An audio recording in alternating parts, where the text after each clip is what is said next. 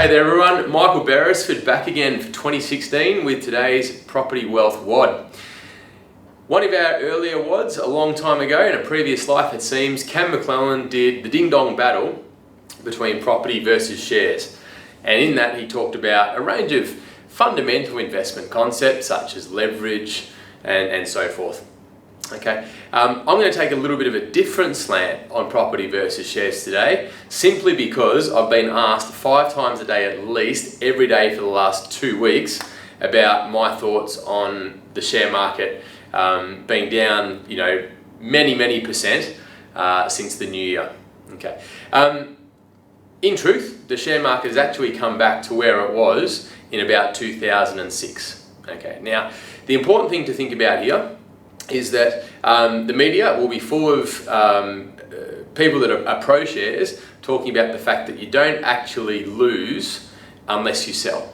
Okay? I take a bit of a different slant on that and I say, well, that's 10 years of opportunity cost.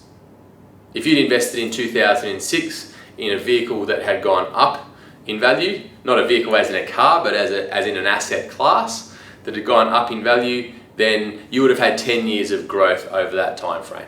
So that's the first point.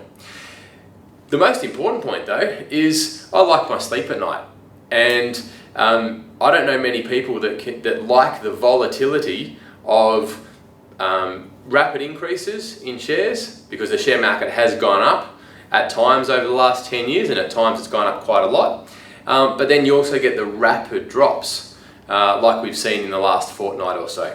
Okay, so while the adrenaline of getting these, it's like picking a winner at the horses, the adrenaline of getting these large returns can be fantastic. When you look at an effective investment strategy, I'll take slow and steady wins the race every day of the week. Okay. The final thing to think about is the blue chip shares, because quite often they're talked about every night on the news, every morning on the news, about how the banks, the miners, etc., are performing, because that's where the majority of people's money in a super fund is kept, and they're supposedly the stable shares. Okay, no share is immune, as you would have seen with some of the big companies, banks, miners, etc. They have seen significant decreases in the last 2 to 3 weeks. Okay, so just remember that no share is immune, and especially blue chip shares as well. So personally, guys, as you know, we're property investors. Why are we property investors? It's because we like the stability of property over time. Okay, if you were to look at the median house price in a suburb twice a day, every day, you'd see that there would be fluctuations. For sure. That's one of the beauties of property, is that it's not reported on an hourly basis and you're not sitting there thinking, what's the share market doing?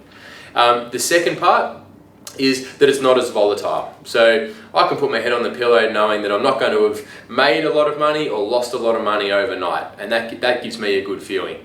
So hopefully that's helped explain a few of the key fundamentals and brought the fundamentals to the fore based on what's happened and what we're hearing about on the news over the last couple of weeks. But remember, guys, be happy to be the tortoise, slow and steady. Just be comfortable with that and know that it's going to work in the long term. Bye for now.